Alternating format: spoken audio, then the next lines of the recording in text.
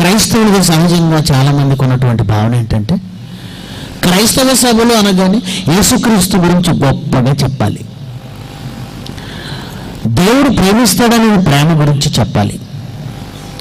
అందుకే క్రీస్తు సువార్త సభలని, స్వస్థత సభలని, ఉద్యోగ సభలు అని, ఆశీర్వాద పండుగలని, అంటే ప్రపంచాన్ని దేవుడు నిన్ను ఆశీర్వదిస్తాడు అనే మాటతో ప్రపంచాన్ని ఆకర్షించాలని క్రైస్తవులు అనుకుంటారు.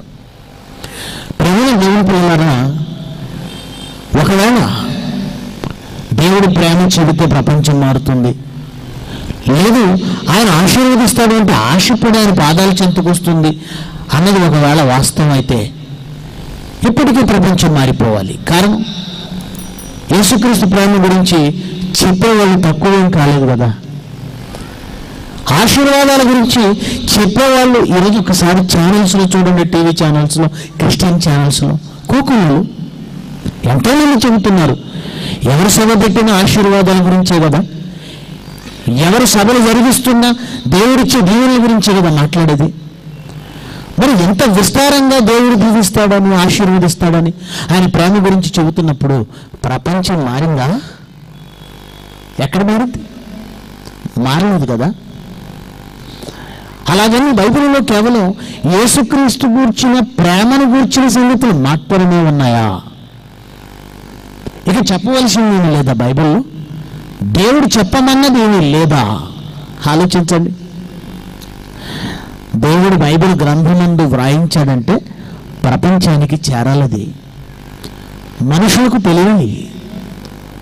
దేవుడు చెప్పమన్న వాటిని చెప్పకపోవడం ఎంత తప్పో, వ్రాయించిన వాటిని దాచటం కూడా అంత తప్పు. దేవుడు వ్రాయించిన దానిని చెప్పకుండా దాచటం పాపం సమండి.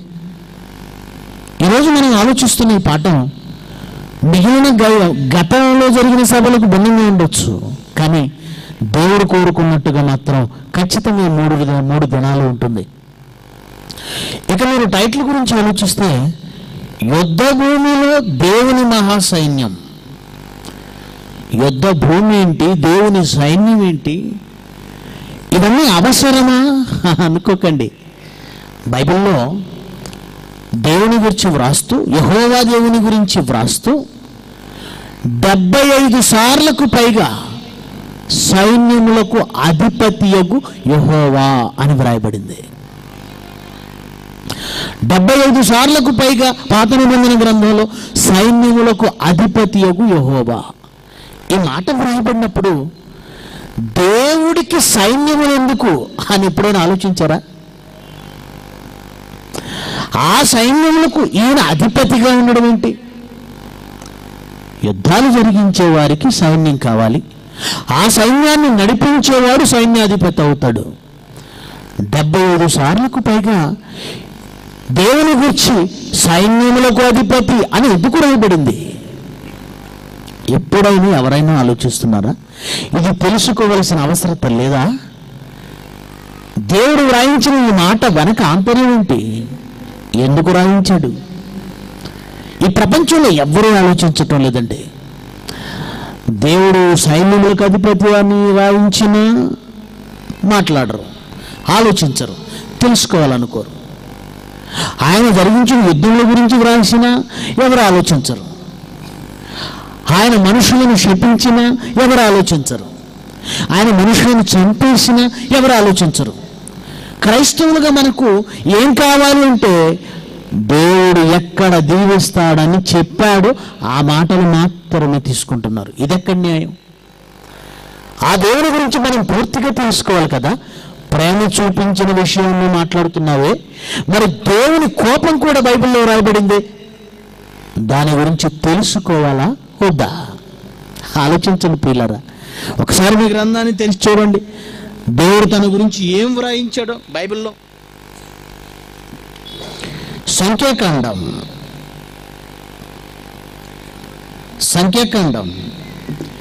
21వ అధ్యాయం 15వ వచనం. సంఖ్యాకాండం 21వ అధ్యాయం 15వ వచనం.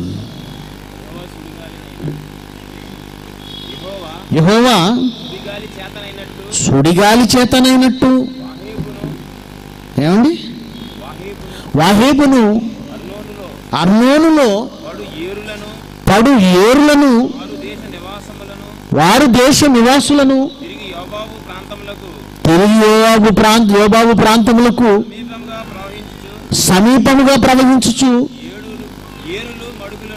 ఏరులు మడుగులను పట్టుకొనును అన్న మాట యెహోవా యుద్ధముల గ్రంథము అన్నాడు. ఏమండి? యెహోవా యుద్ధముల గ్రంథం. దేవుని యుద్ధముల యెహోవా చేసిన యుద్ధాలున్నాయి. ఆ యుద్ధముల కొరకు ఒక గ్రంథము వ్రాయబడింది. సైన్యములకు అధిపతి అని 75 సార్లకు పైగా ఊరికే రాయలేదండి. జస్ట్ ఎవరో ఇచ్చినటువంటి బిరుదు కాదండి అది. మనం అప్పుడప్పుడు బిరుదులు తగిలించుకుంటాం. ఏమంటే ఆ రత్న ఈ రత్న అని అంతా డూప్లికేట్. దర్శకరత్న అని ఒకడు, సూపర్ స్టార్ అని ఇంకొకడు, పద్మవిభూషణ్ అని ఒకడు, పద్మభూషణ్ అని ఒకడు, పద్మశ్రీ అని ఒకడు. ఏం సాధించారంటే ఏం సాధించరు. మనం ఊరికే బిరుదులు తగిలించుకుంటాం. కానీ దేవుడు అలా కాదండి. సైన్యములకు అధిపతి అన్నాడంటే ఆయన సైన్యములను నడిపిస్తున్నాడు. ఆయన దగ్గర సైన్యం ఉందా? ఆయన దగ్గర సైన్యం ఉందా? ఆ సైన్యమును ఆయన నడిపిస్తున్న సేనాధిపతి ఆయన. కేవలం పేరుకు మాట్లాడాడు అనుకుంటే ఇక్కడ ఒక గ్రంథమే రాయబడింది, యెహోవా యుద్ధముల గ్రంథం. ఏం పేరట దాని పేరు? యెహోవా యుద్ధముల గ్రంథం. యెహోవా యుద్ధం చేస్తున్నాడా? ఆ యుద్ధములను గురించి ఒక గ్రంథమే వ్రాయబడిందా? తెలుసుకోవాలండి. దేవుని గురించి తెలుసుకోవాలి. ఎందుకంటే ఎవరి గురించి తెలిసినా తెలియకపోయినా పర్వాలేదండి. ఈ ప్రపంచాన్ని నడిపిస్తున్నది దేవుడు, సృష్టించింది దేవుడు. తేడా వస్తే దానిని లయపరిచేది కూడా దేవుడే. దేవుడు అన్న పదానికి గాడ్ అంటారు కదండి ఇంగ్లీష్లో. God, GOD.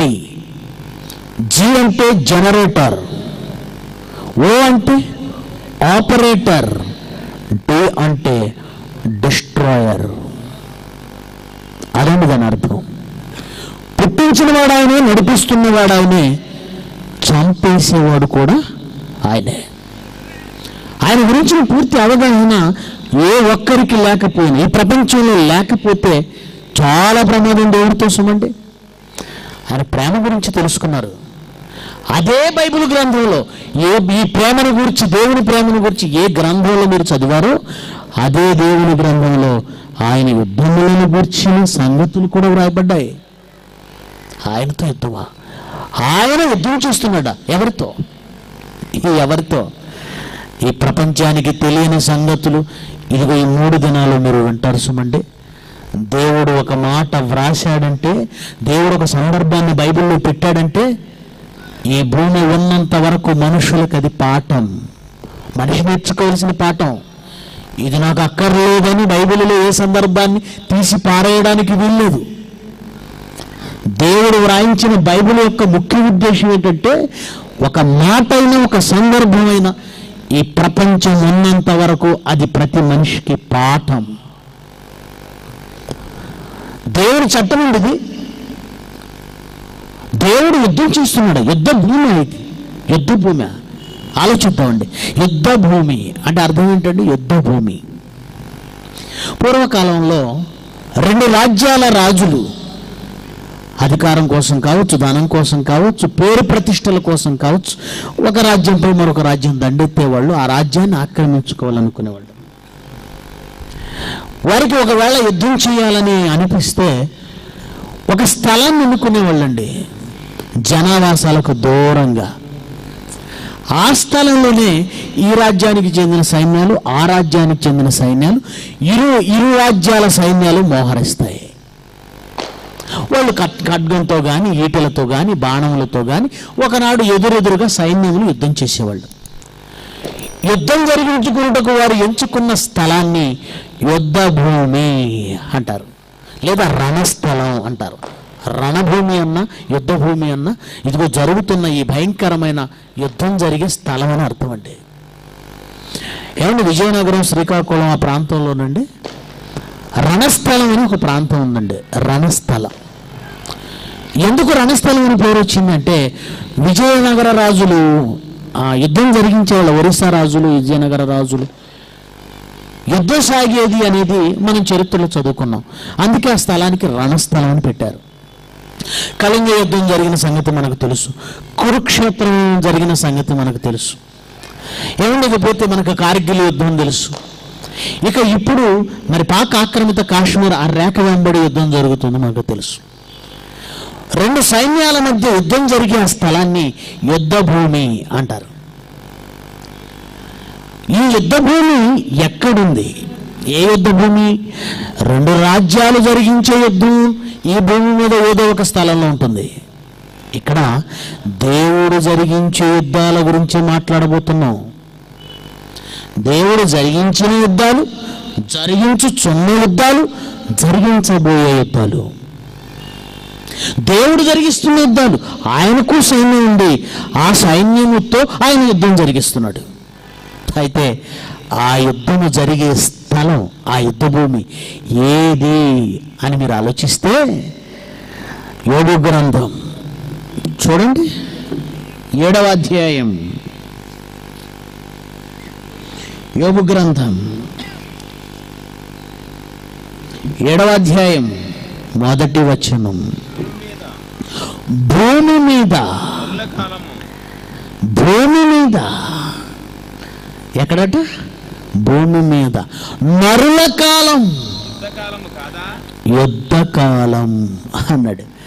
ఆయన జరిగించే యుద్ధాలు, ఆయన చేస్తున్న యుద్ధం, ఆయన పంపుతున్న సైన్యాలు ఇంతకీ ఎవరి మీద యుద్ధం జరిగిస్తున్నాయంటే నరుల కాలం. ఏ కాలమట? యుద్ధకాలం. యుద్ధకాలం. నరుల కాలం, యుద్ధకాలం ఏంటి అనుకుంటున్నారా? అసలు యోబు ఈ మాట ఎందుకు వ్రాశాడు తెలుసా? ఎందుకు మాట్లాడాడో తెలుసా? అప్పటికే దేవుడు యోబుతో యుద్ధం చేస్తున్నాడు.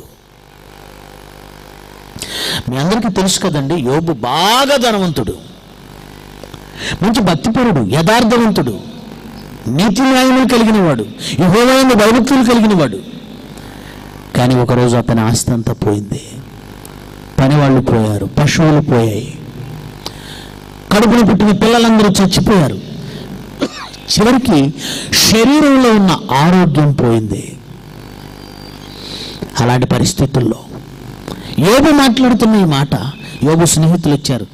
నువ్వు తప్పు చేశావు, నువ్వు నేరం చేశావు, నువ్వు దేవునికి ద్రోహిగా మారావు, ఎక్కడో పాపం చేశావు అని ఆయనను మాటలతో పొడుస్తున్నారండి. అప్పుడు మాట్లాడుతున్నాడు, భూమి మీద నరుల కాలమే యుద్ధకాలం, నేను యుద్ధకాలంలో ఉన్నాను, నా దినములు యుద్ధ దినములలో ఉన్నాయి అంటున్నాడు. ఇంతకీ ఈయనతో ఎవరు యుద్ధం చేస్తున్నారు? ఈయనపై యుద్ధం చేస్తున్నది ఎవరు? చూడండి, అదే యోబు గ్రంథం. ఈయనతో యుద్ధం చేస్తున్నది ఎవరో చూడండి. 19వ అధ్యాయం, యోబు గ్రంథం 19వ అధ్యాయం 12వ వచనం.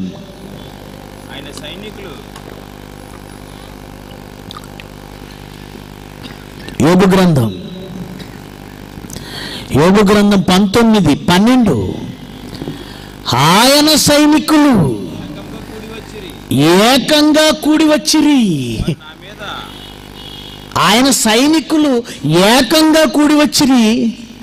వారు నా మీద మొట్టడి దెబ్బ, నన్ను ముట్టడి వేసేసారు, ముట్టడి వేశారు.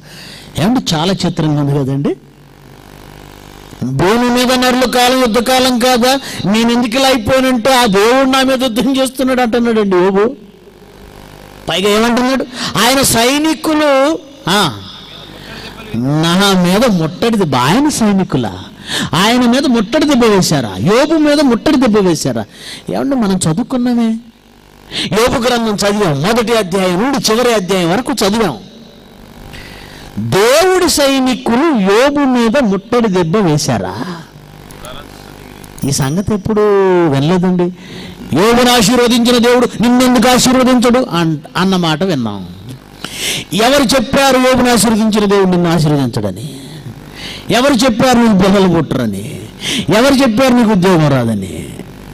ఇవి విన్నాం కానీ యోబుని దేవుడు ఆశీర్వదించడం నిన్నెందుకు ఆశీర్వదించడు ఇలా చెప్పారు. కానీ యోబు పైన దేవుడు యుద్ధం చేశాడా?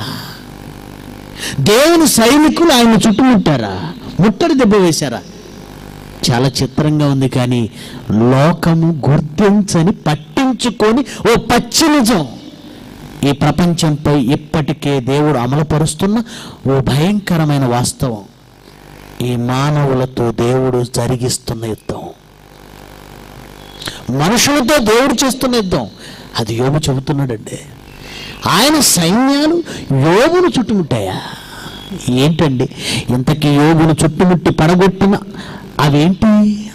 వాటిని సైన్యాలు, ఆయన సైనికులు అంటున్నాడేంటి? చూద్దాం అయితే మొదటి గ్రంథం చూద్దాం. యోబు మొదటి గ్రంథం ఏమండి? యోబు గ్రంథం మొదటి అధ్యాయానికి వద్దాం. యోబు గ్రంథం మొదటి అధ్యాయము 14వ వచనం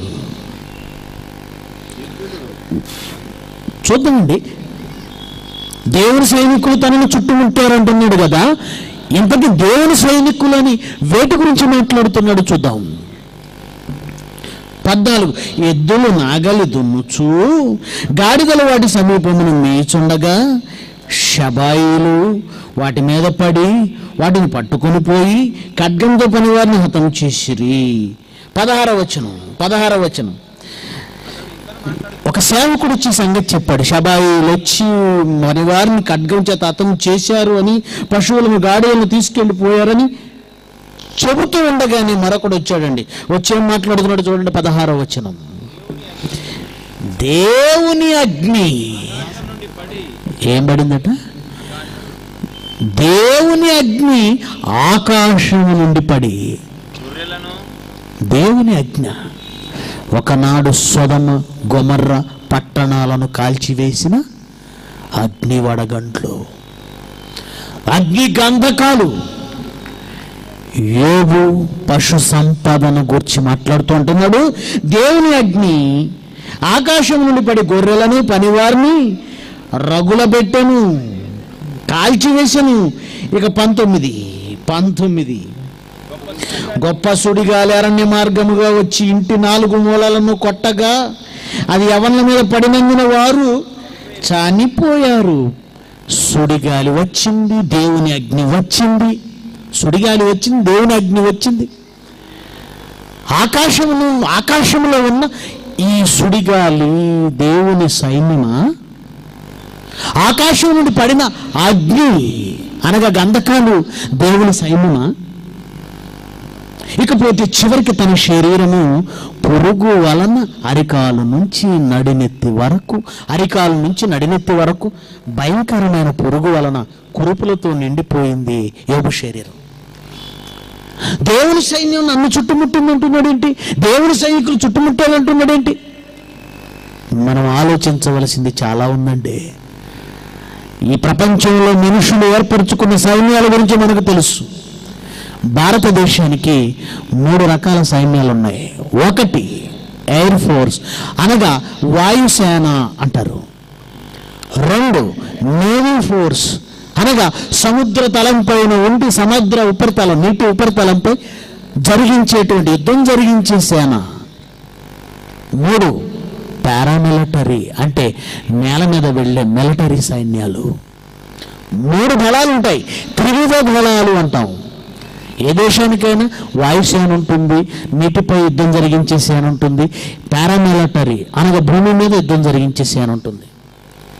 మరి దేవుడు మనుషులపై యుద్ధం జరిగిస్తున్నాడా?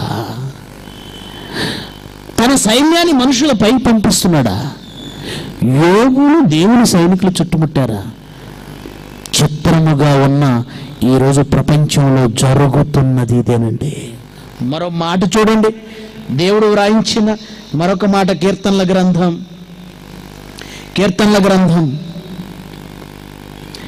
103వ అధ్యాయం.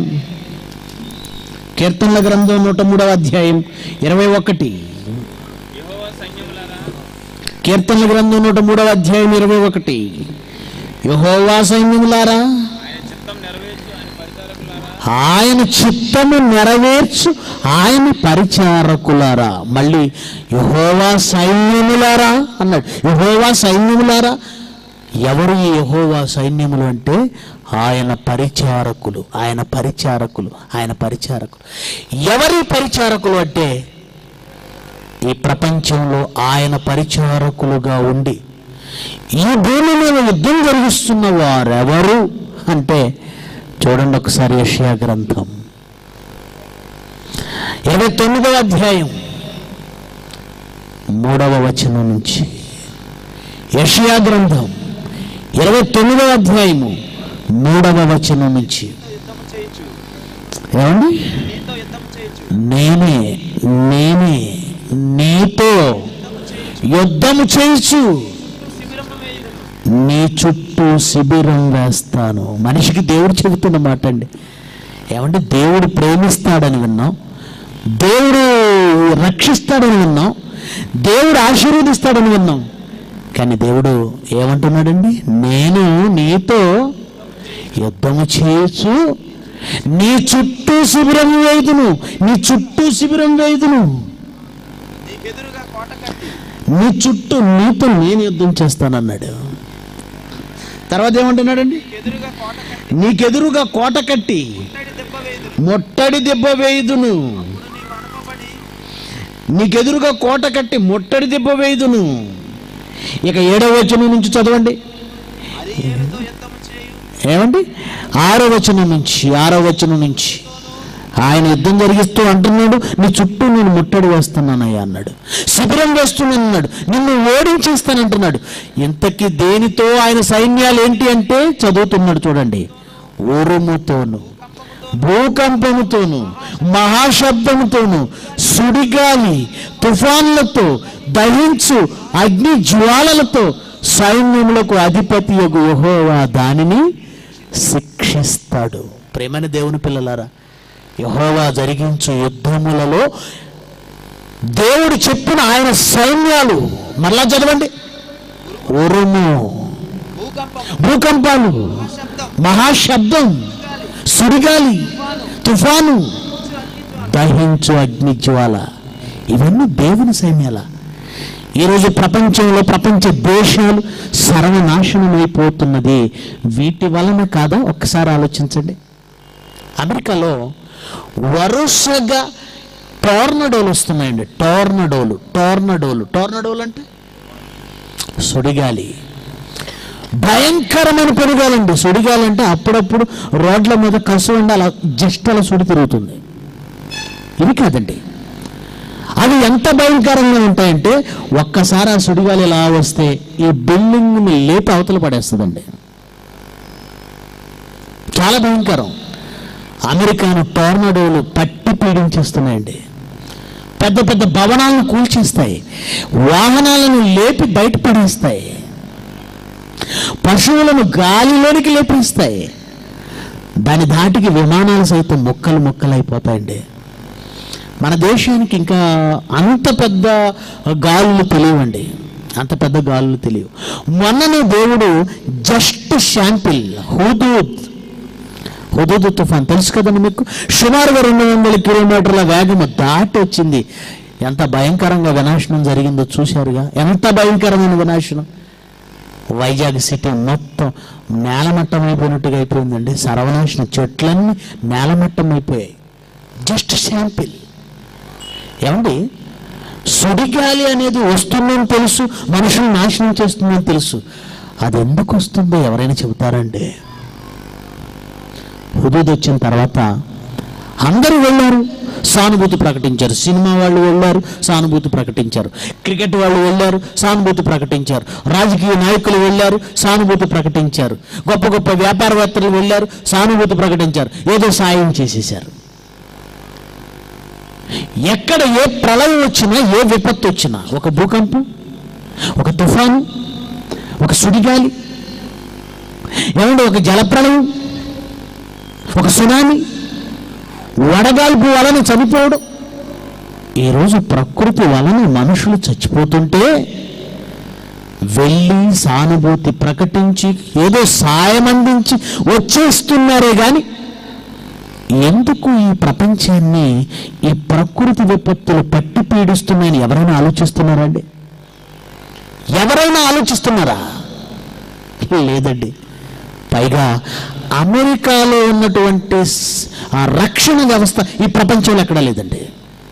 అమెరికాకున్న రక్షణ వ్యవస్థ, మిలిటరీ కానీ, ఎయిర్ ఫోర్స్ కానీ, నేవీ కానీ, వాళ్ళకున్నటువంటి అంగస్త్రాలు కానీ, వాళ్ళకున్నటువంటి మిగిలిన ఆయుధాలు కానీ, ఆ తర్వాత రష్యా, నిజంగా అగ్రదేశాలలో ఎంత గొప్ప సైన్యం ఉంది, ఎంత గొప్ప క్షిపణులు ఉన్నాయి, ఎంత గొప్ప ఆయుధాలు ఉన్నాయి.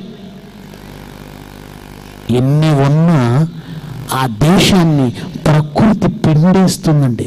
విపత్తులు, ఒక తుఫానులు, హరికేన్లు, సుడిగాలులు, భూకంపాలు. రీసెంట్గా ఇటలీని ఊపేసిందండి భూకంపం, కుదిపేసిందండి భూకంపం. ప్రియమైన దేవుని పిల్లలారా, ఒక న్యూజిలాండ్, ఒక అమెరికా, ఒక ఇటలీ, ఒక పాకిస్తాన్, ఒక భారతదేశం, ఈరోజు దేశాలు భయపడుతున్న దేనికో తెలుసా? ఎంత గొప్ప ఆర్థిక వ్యవస్థ కలిగిన దేశాన్నైనా ప్రకృతి విపత్తులు విలవిలలాడించేస్తున్నాయి. యోబు వాటి గురించే మాట్లాడాడు. మనమేమంటాం? ప్రకృతి కన్నెర్ర చేసిందంటాం. కానీ యోబు ఏమన్నాడు? దేవుని సైనికులు నన్ను చుట్టుముట్టారు.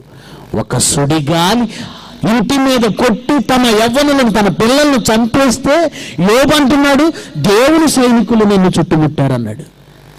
అమెరికా మాట అనగలిగిందా? సుడిగాలులతో అమెరికా ఛిద్రమైపోతే, హుదూదు గాలితో విశాఖపట్నం ఛిద్రమైపోతే, భూకంపంతో ఒక ఇటలీ, న్యూజిలాండ్ సర్వనాశనం అయిపోతే, ఒక నేపాల్, కాఠ్మండు సర్వనాశనం అయిపోతే, ప్రకృతి విపత్తు అని national disasters rescue force NDRF జాతి విపత్తు జరిగినప్పుడు సహాయక చర్యలుగా ఒక ఫోర్సును పెట్టాడు. ఏంటో force? NDRF, national disasters rescue force. అంటే ప్రకృతి వలన విపత్తు జరిగాక నువ్వు సహాయక చర్యలు చేస్తున్నావే కానీ అసలు ప్రకృతిలో ఎందుకు ఆ విపత్తు జరుగుతుంది ఎవరండి చెప్పగలరు? యోబు చెప్పాడండి. యోబు జ్ఞానండి. దేవుని సైనికులు చుట్టుముట్టారు ఈ ప్రపంచాన్ని. దేవుడి సైనికుల ప్రపంచాన్ని చుట్టుముట్టారా? మనం చెబుతుంటే వెర్రిగా ఉంటుందండి ప్రపంచానికి. మతం చెబుతున్నారు అనుకుంటారండి. ఎందుకంటే ప్రకృతి సంబంధి అయిన మనిషికి ఆత్మ విషయములు వెర్రితనంగా ఉంటాయి. కానీ పచ్చి నిజమిది. ఈరోజు దేవుని సైనికులు ప్రపంచ దేశాలను చుట్టుముట్టారు. కావాలంటే చూడండి దేవుడు మాట్లాడుతున్న మాట. దేవుడు మాట్లాడుతున్న మాట ఒకసారి చూడండి. ఇర్మియా గ్రంథం, ముందు యెషయా చూద్దాం. యెషయా గ్రంథం 63వ అధ్యాయం 10వ వచనం. యెషయా గ్రంథం 63వ అధ్యాయం 10వ వచనం. ఆయనను వారు తిరుగుబాటు చేసి ఆయన పరిశుద్ధాత్మను దుఃఖింపచేయగా దేవుడు మనిషికి విరోధైపోయాడు. ఎవరు విరోధయ్యారండి? దేవుడు మనిషికి విరోధి. యెహెజ్కేలు గ్రంథం 14వ అధ్యాయం 13 చూడండి. యెహెజ్కేలు గ్రంథం 14వ అధ్యాయం 13. యెహెజ్కేలు గ్రంథం 14వ అధ్యాయం 13. నరపుత్రుడా, ఏ దేశమైతే విశ్వాసఘాతకమై నా దృష్టికి పాపము చేసినదగునో దానికి నేను విరోధిని. ప్రేమైన దేవుని పిల్లలారా, మనిషి దేవుడికి విరోధయ్యాడు. దేవుడు మానవాళికి విరోధయ్యాడు. నిజంగా అండి, దేవుడు ఈ సృష్టిని కలిగించిన తర్వాత అండి, మానవుడి కంటే ఆకారంలో పెద్దవి చాలా ఉన్నాయి. మానవుడి కంటే గొప్పవి ఈ సృష్టిలో చాలా ఉన్నాయి. కానీ నీకు ఎవరు ముఖ్యులు అంటే ఆయన ఏమన్నాడు తెలుసా? తను కలిగించిన వాటిలో, తన సృష్టిలో ప్రథమమైన దానిగా దేవుడు మనుషులను కోరుకున్నాడు. నాకు ఈ ప్రకృతిలో ప్రముఖమైనవి ప్రాముఖ్యమైనవి ఏమైనా ఉన్నాయంటే మీరు నాయన అన్నాడు. అంటే మనం తప్ప వేరే ప్రపంచం లేదండి దేవుడికి. మనం తప్ప వేరే ప్రపంచం లేదు దేవుడికి. ఈ ప్రకృతిలో ఎన్నో బలమైన ఉండొచ్చు, విలువైన ఉండొచ్చు, కానీ దేవుడికి మనం అంటేనే ఇష్టం. మనం అంటేనే పిచ్చి ప్రేమ అండి. ఎంత ప్రేమించాడంటే కొన్ని కోట్ల సంవత్సరాల నుంచి ప్రేమిస్తూనే ఉన్నాడు. కానీ ఒకసారి మనిషిని అడిగి చూడండి, దేవుడు తప్ప మిగతావన్నీ ముఖ్యమే మనిషికి. మనకు దేవుడికి మనం తప్ప మరో ప్రపంచం లేదు. కానీ మనకి ఈరోజు దేవుడు చూపించిన ప్రేమను మనుషులు మర్చిపోయారండి, విడిచిపెట్టేశారండి. పట్టించుకోవడం లేదు. అందుకే దేవుడు ఆయన ఆత్మను ఆయనను తొక్కపెట్టిన ఈ ప్రపంచానికి, విశ్వాసఘాతకులుగా మారిపోయిన ఈ ప్రపంచ దేశాల మీద ఆయనకు కోపం వచ్చిందండి. ఎంతగా కోపం అంటే ప్రేమ చూపించిన దేవుడు యుద్ధం చేస్తున్నాడు.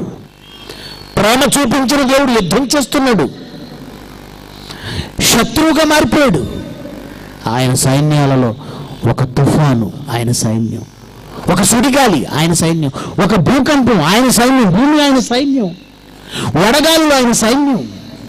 ప్రేమైన దేవుని పిల్లలారా, ఈ ప్రపంచాన్ని గజగజలాడిస్తున్న ఈ సైన్యాలు ఈరోజు ఆంధ్రప్రదేశ్కు కూడా వచ్చేసేయండి. ఒకసారి తెర మీద చూడండి. ఒకనాడు అమెరికాని గజగజలాడిస్తున్నవి, ఇటలీని గజగజలాడించినవి, న్యూజిలాండ్ని గడగడలాడించినవి, ఇరాక్ని గజగజలాడించినవి, ప్రపంచ దేశాలను గజగజలాడించిన ప్రకృతిలోని దేవుని సైన్యం ఈరోజు మన దగ్గరకు కూడా వచ్చేసింది. ఒకసారి చూడండి.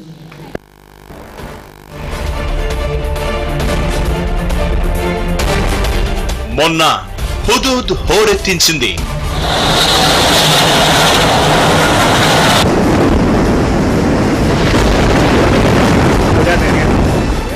నిన్న 10 రోజులు 13 ఏళ్ళు వచ్చేసరికి, 13 ఏళ్ళు బాలికైనా బాలుడైనా 13 ఏళ్ళు వచ్చేసరికి సెక్స్ అనుభవం కలిగి ఉంటున్నారట. ఒకరితో కాదట, కనీసం నలుగురట, మినిమం 4, మ్యాక్సిమం దేవుడు తెలియాలి. దేవుడు ఎన్నో కళలు కన్నాడండి ప్రపంచం గురించి, మనుషులను గురించి. తన రూపంలో, తన స్వరూపంలో, తన పోలిక చొప్పున పవిత్రులుగా, నిర్దోషులుగా తన ఎదుట ఉండాలని చేసుకుంటే, అమెరికా దేశం క్రైస్తవ దేశం కదండి, బైబిల్ ఉంది కదండి, క్రైస్తవ బోధకులు ఉన్నారు కదండి. 13 ఏళ్లకే వ్యభిచారంలోనికి వెళ్ళిపోయి 3-4 అక్రమ సంబంధాలు నడుపుతున్నారంటే ఎలాంటి చట్టాలు ఉన్నాయో, ఎలాంటి మనుషులు ఉన్నారు, ఎలాంటి భయంకరమైన సొదమ గొమ్మరలా మారిపోయిందండి. దేవుడు ఎందుకంటే సైన్యాన్ని పంపిస్తాడు? ఎందుకు పంపిస్తున్నాడు? దేవుడు ఎందుకు మనుషులతో యుద్ధం చేస్తున్నాడు? ఆయన్ని విడిచిపెట్టేశారండి మనుషులు. ఇక ఆంధ్ర పరిస్థితికి వస్తారా? అమెరికాలో ఉన్న టోర్నడోలు ఎందుకు ఆంధ్రాకి వచ్చి అనుకుంటున్నారా? అమెరికాలో ఉన్న వెచ్చల విడితనం మన ఆర్కే బీచ్కి రాబోతుంది. బీచ్ లవ్, డే లవ్, అది బీచ్ లవ్. కాలేజీలో లవ్ అయిపోయింది, స్కూల్లో లవ్ అయిపోయింది, పార్కుల్లో లవ్ అయిపోయింది. ఇప్పుడు ప్రభుత్వం ఎక్కడ సిద్ధపరుస్తుందంటే లవ్. పైగా 9,000 జంటలు విదేశాల నుంచి. ఆ జంటలు ఎలా ఉంటాయో తెలుసుగా? రోడ్డు మీదే సగం నిక్కరలతో తిరుగుతారు వాళ్ళు. ఇక బీచ్లో లవ్ చేసుకోండి పంపిస్తే ఏమీ లేకుండా ఉంటారు. ఏమంటే అవసరమా మనకిది? విచ్చలవిడి శృంగారం, బూతు, రోత, అలాంటి వాళ్ళని తీసుకొచ్చి దేనికి అని అడిగితే సంస్కృతిలో మార్పులు వస్తేనే దేశం డెవలప్ అవుతుంది. అలాంటి వాళ్ళని ఆహ్వానించాలి. ఎంత దారుణం అండి! మరి విదేశాల నుంచి బైబిల్ వచ్చింది, యేసుక్రీస్తు వచ్చాడు. విదేశాల దేవుడు వద్దు, విదేశాల నుంచి వచ్చిన బైబిల్ వద్దు, కానీ విదేశాల నుంచి వస్తున్న రోత మాత్రం కావాలి కదా. చెప్పండి, దేవుని సైన్యాలు విరుచుకుపడవా? యోబు గ్రంథం 38:23 ఏమంటున్నాడు చూడండి. ఆయన యోబు గ్రంథం 38:23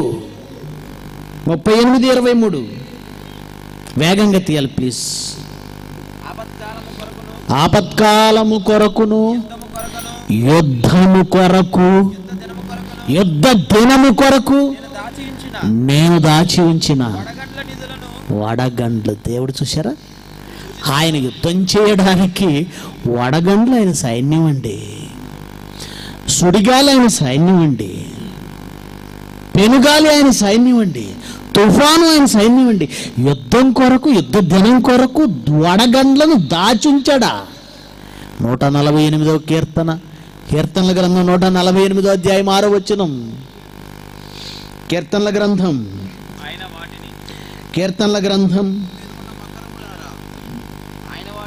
148 8వ వచనం. అగ్ని వడగండ్లారా, 8వ వచనం. ఆయన సైన్యాలను వరుసగా చెబుతున్నాడు. అగ్ని వడగండ్లారా, హిమమా, ఆవిరి, ఆయన ఆజ్ఞను నెరవేర్చు తుఫాను. ఇవన్నీ దేవుని సైన్యాలండి, ఇవన్నీ దేవుని సైన్యాలు యుద్ధ భూమిలో ఉన్నాయి. ప్రపంచం యుద్ధ భూమి అయితే ఆ దేవునికి శత్రువులుగా మారిపోయింది. పాపముతో నిండి దేవుణ్ణి వద్దనుకుంటున్న ఈ ప్రపంచ ప్రజలైతే ఆ ప్రజలతో దేవుడు యుద్ధం చేస్తున్నాడండి.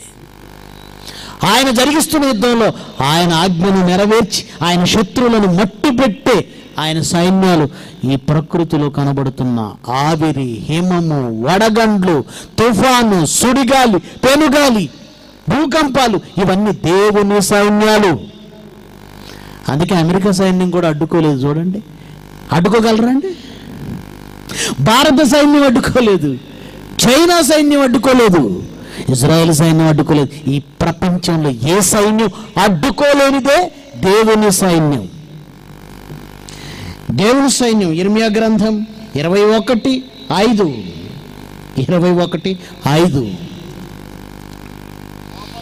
కోపమును, రౌద్రమును, అత్యుగ్రతయు కలిగిన వాడనై, బాహుబలంతో, చాచిన చేతితో నేనే మీతో యుద్ధ భూమిదే, యుద్ధం జరిగిస్తున్నది ఆయనే, యుద్ధం చేస్తున్నది మనతోనే. ఆ దేవునికి యుద్ధ సైన్యం ఏంటో తెలుసా? ఈ ప్రకృతిలో కనబడుతున్నవన్నీ, ఈ ప్రకృతిలో కనబడుతున్నవి ప్రపంచానికి ఏం తెలుసండి? ఇక ఆయన సైన్యంలో మరో ఫోర్స్ చూస్తారా? మనకు తెలిసి 3 ఫోర్సులు ఏంటవి? Paramilitary, navy, air force. ఇప్పటి వరకు ప్రకృతిలో కనిపించిన పెనుగాలి, సుడిగాలి, తర్వాత తుఫాను, భూకంపాలు, వడగండ్లు, అగ్ని గంధకాలు ఇవి ఒక సైన్యం. ఇక ఆయన దగ్గర ఉన్న మరో ఫోర్స్ చూస్తారు, ఆశ్చర్యపోతారండి మీరు. మరో ఫోర్స్ చాలా ఆశ్చర్యం వస్తుంది. యోవేలు గ్రంథం 2వ అధ్యాయం 25వ వచనం. యోవేలు గ్రంథం 2వ అధ్యాయం 25. రేపటి నుంచి అనేకులు తీసుకురండి. ఇప్పటి వరకు ఆయన సైన్యాలు ఏంటో ఈ ప్రపంచానికి తెలియదు. యోవేలు గ్రంథం 2:25. మీరు కడుపారా తిని తృప్తి పొంది మీ కొరకు వింత కార్యములను జరిగించిన మీ దేవుడైన యెహోవా నామమును స్తుతించునట్లు నేను పంపిన మిడతలు, గొంగళి పురుగులు, పసర పురుగులు, చీడ పురుగులు, ఏమండి, ఆను నా మహాసైన్యం. ఏమండి, వడగండ్లు, ఆవిరి, హిమము, తుఫాను వీటన్నిటినేమో సైన్యములారా అన్నాడు. వీటిని ఏమంటే తుఫానుని కానీ, సుడిగాలిని కానీ, పెనుగాలిని కానీ, భూకంపము కానీ, ఏమంటే వడగాల్పులను కానీ వీటిని ఏమన్నాడంటే సైన్యం అన్నాడు. ఇక్కడికి వచ్చేసరికి మిడతలు, గొంగళి పురుగు, పసర పురుగు, చీడ పురుగు, ఆను నా మహాసైన్యం అన్నాడు. యుద్ధ భూమిలో దేవునికి ఉన్న మరో మహాసైన్యం గొంగళి పురుగట. గొంగళి పురుగా, మిడత, పసర పురుగా, చీడ పురుగా మనం చూసి పురుగులా అంటాం. పురుగులుగా తీసేస్తున్నాం. కానీ అవి దేవుని మహాసైన్యాలు అంటాడు. దేవుని మహాసైన్యాల మనకేమనిపిస్తుంది అంటే అదే మహాసైన్యాలు, మేము పురుగు మందులు కొడతాం అనుకుంటున్నారు కదా. అవి దేవుని సైన్యాలా? అవి దేవుని సైన్యాలా? 11వ వచనం చూడండి, ఇంకేమంటున్నాడు దాని గురించి. 11 అదే అధ్యాయం. యెహోవా తన సైన్యమును నడిపించుచు చూడండి, శూరుని వలె గర్జించుచున్నాడు, ఉరుము వలె గర్జించుచున్నాడు. ఆయన దండు బహు గొప్పది. మిడతలు అనగానే ఏదో 4 ఎగరడం నువ్వు చూసావు కదా. గొంగళ పురుగులు అంటే నీ కళ్ళ ముందు ఏదో 1-2 పాక్కుంటూ రావడం చూసావు కదా. పసర పురుగులు, చీడ పురుగులు అవే ఉందనుకుంటున్నావు కదా. ఒకనాడు తన సైన్యం అంతటిని ఒక దేశం మీదకు పంపించాడండి. ఆ దేశం పేరే ఐగుప్తు. ఆ దేశం పేరే ఐగుప్తు. ఎవరి మాట వెనక కఠినుడై, ఎవరిని లెక్క చేయక బలవంతుడై ఉన్నాడు ఆ రోజు ఐగుప్తు రాజు ఫరో. అలాంటి ఫరో సైన్యములుండగానే ఆ దేశాన్ని తన సైన్యం పంపి ఎంత దారుణంగా నాశనం చేశారు తెలుసా. ఆయన సైన్యాలన్నీ ఒకే దేశం మీదకి దిగాయండి. ఒకనాడు కప్పలు, ఈగలు, మిడతలు, వడగండ్లు, పేలు, భయంకరమైన రోగాలు, చివరికి తొలి సంతానం హతం. ఐగుప్తు మీదకి దేవుడు పంపిన మహాసైన్యాలు ఒకే దేశాన్ని ఎలా అతలాకుతలం చేశాయి మీరు చూశారు. అదంతా బైబిల్లో మీరు రాసుకున్నదండి. దేవుని సైన్యాలు ఇప్పుడెక్కడున్నాయండి? అవి మన మీదకి ఎలా వస్తాయండి అనుకుంటున్నారా?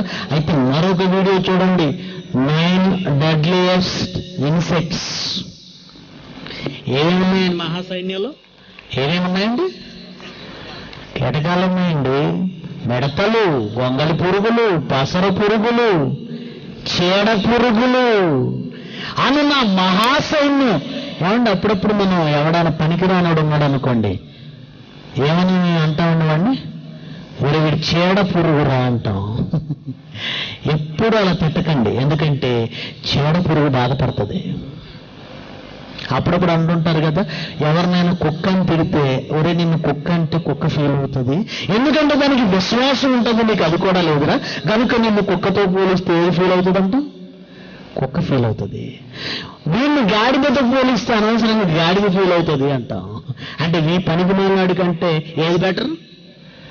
అలాగే మీరు మీ లైఫ్లో ఎప్పుడు ఎవరిని చీడ పురుగు అనకండి, ఎందుకంటే చీడ పురుగు దేవుడు చెప్పింది జరిగిస్తున్న ఆయన మహాసైన్యం. ఇది చీడ పురుగు,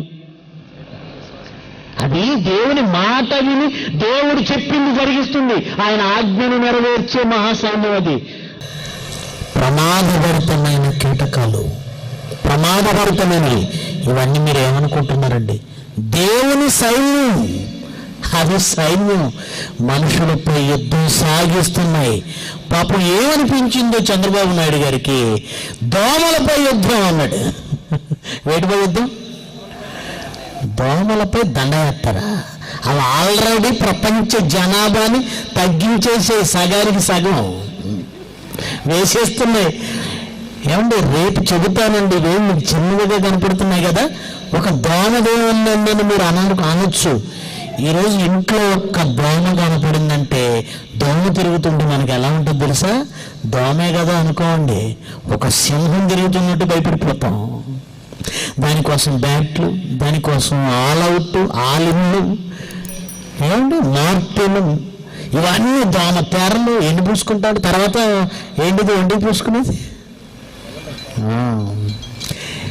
ఒక భయంకరమైనటువంటి ఇవన్నీ, ఒక దోమ, ఒక పసర పురుగు, ఓ గొంగళి పురుగు, ఓ మస్కిటో, ఎన్ని భయంకరమైనవి. ప్రియమైన దేవుని పిల్లలారా, ఆలోచించండి. దేవునికి ఎదురు తిరిగిన ప్రపంచ దేశాలపై దేవుడు సాగిస్తున్న యుద్ధం ఇది. ప్రకృతి విపత్తులు దేవుని సైన్యం వలన. ఈరోజు దేవుని సైన్యంలో ఓ పసర పురుగు ఉందా, ఒక గొంగళి పురుగు ఉందా, ఒక చీడ పురుగు ఉందా, ఒక వైరస్ ఉందా, ఒక బ్యాక్టీరియా ఉందా? ఈరోజు మానవ జాతిని సర్వనాశనం చేస్తున్న ఈ వైరస్, శిలీంధ్రం, బ్యాక్టీరియా, పురుగులు, కీటకాలు